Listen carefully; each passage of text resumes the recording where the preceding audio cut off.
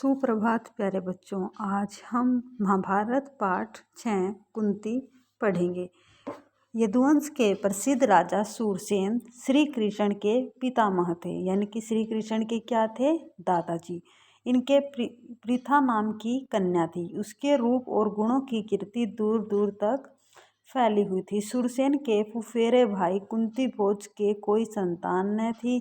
सूरसेन ने कुंती भोज को वचन दिया था कि उनकी जो पहली संतान होगी उसे कुंती भोज को गोद दे देंगे। उसी के अनुसार सूरसेन ने कुंती भोज को पृथा गोद दे दी। कुंती भोज के यहाँ आने पर पृथा का नाम कुंती पड़ गया।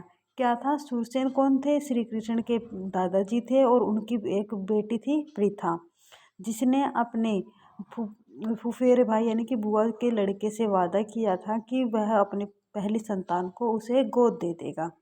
उसको गोद देने के बाद पृथा का नाम कुंती पड़ गया। कुंती के बचपन में ऋषि दुर्वासा एक बार कुंती भोज के यहाँ पधारे। कुंती ने 1 वर्ष तक बड़ी सावधानी व सहनशीलता के साथ उनकी शुश्रूषा की, यानी कि सेवा की। उसकी सेवा टहल में दुर्वासा ऋषि प्रसन्न हुए और उसे उपदेश दिया कि और बोले, कुंती भोज कन्या कि हे कुंती भोज की पुत्री, तुम किसी भी देवता का ध्यान करोगी तो वह अपने ही समान एक तेजस्वी पुत्र तुम्हें प्रदान करेगा। यानी कि उसको वरदान मिला कि अगर वो किसी भी देवता से अपने लिए पुत्र मांगेगी तो वह उसे एक पुत्र प्रदान करेगा। इस प्रकार सूर्य के संयोग से कुमारी कुंती ने सूर्य के समान तेजस्वी और सुंदर बालक को जन्म दिया। यानी कि उसने इसको जांचने के लिए सूर्य के संयोग से सूर्य देवता से अपने लिए एक पुत्र की प्राप्ति मांगी और उसे उसके समान एक सुंदर और तेजस्वी बालक प्राप्त हुआ। जन्मजात कवच और कुंडलों से शोभित वही बालक आगे चलकर शस्त्रधारियों में श्रेष्ठ कर्ण के नाम से विख्यात हुआ। शस्त्रधारियों यानी कि जिसको शस्त्रों की यानी कि कला में निपुण हो। फिर अब कुंती को लोक निंदा का डर हुआ, यानी कि जब वो कुंती ने सूर्य देवता से अपने लिए पुत्र मांगा था तो वह उस समय कुंवारी थी और उसे इस चीज़ की वजह से लोक निंदा यानी कि समाज की निंदाओं का डर हुआ। उसने बच्चे को छोड़ देना ही उचित समझा, इसलिए बच्चे को एक पेटी में बड़ी सावधानी के साथ बंद करके उसे गंगा की धारा में बहा दिया। यानी कि उसने कहाँ बहाया उसको? गंगा नदी में। बहुत आगे जाकर अधिरथ नाम के एक सारथी की नज़र उस पर पड़ी। उसने पेटी निकाली और खोल कर देखा तो उसमें एक सुंदर बच्चा सोता हुआ मिला। अधिरथ निसंतान था, यानी कि उसके कोई संतान नहीं थी। बालक को पाकर वह बहुत प्रसन्न हुआ। सूर्यपुत्र कर्ण इस तरह एक सारथी के घर पलने लगा। यानी कि सारथी उसका पालन पोषण किसने किया? सूर्यपुत्र कर्ण का सारथी नामक अधिरथ नामक सारथी ने। इधर कुंती विवाह के योग्य हुई। राजा कुंती भोज ने उसका स्वयंवर रचा। क्या रचा? स्वयंवर रचा, जिसमें लड़की अपने लिए स्वयंपति चुनती हैं। उससे विवाह करने की इच्छा से देश विदेश के अनेक राजकुमार स्वयंवर में आए। हस्तिनापुर के राजा पांडु भी स्वयंवर में शरीक हुए, यानी कि शामिल हुए। कुंती ने उन्हीं के गले में वरमाला डाल दी। महाराज पांडु का कुंती से विवाह हो गया और वह कुंती सहित हस्तिनापुर लौट आए।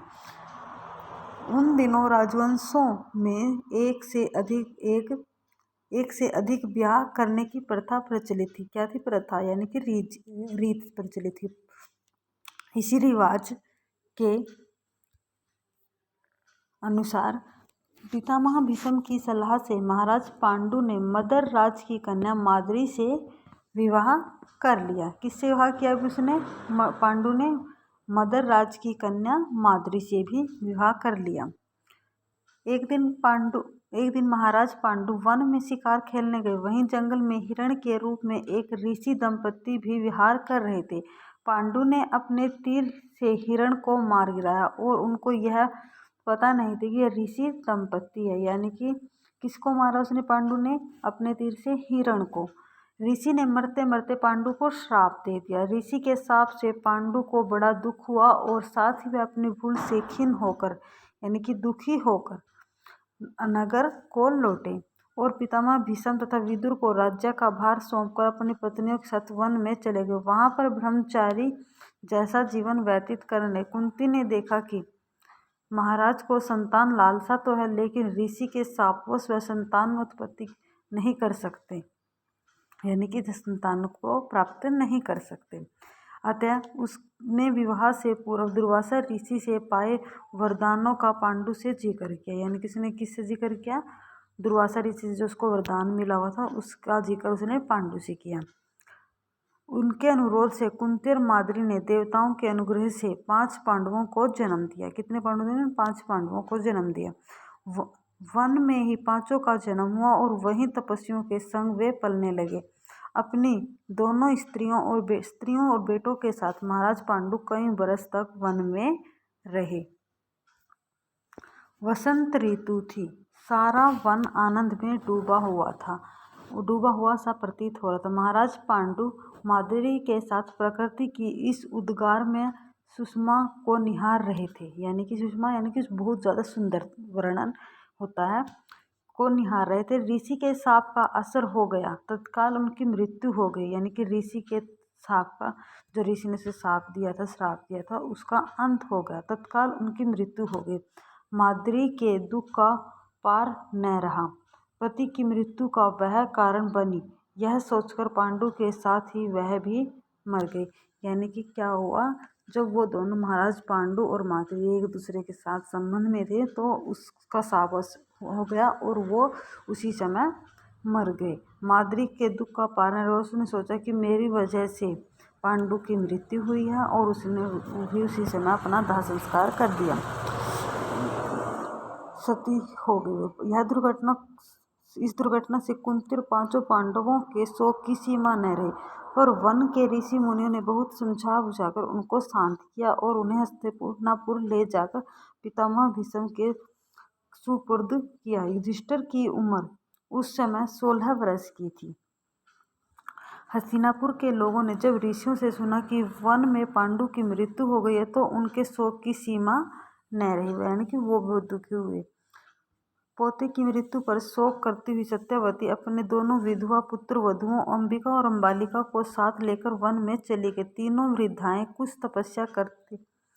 दिन तपस्या करती रही और बाद में स्वर्ग सिधार गए। अपने कुल में जो छल प्रपंच और अन्याय होने वाले थे उन्हें न देखना ही संभवतः उन्होंने उचित समझा। आशा है कि बच्चों आप सभी को ये समझ में आया होगा और इससे आगे हम नेक्स्ट चैप्टर में और या नेक्स्ट वीडियो में पढ़ेंगे।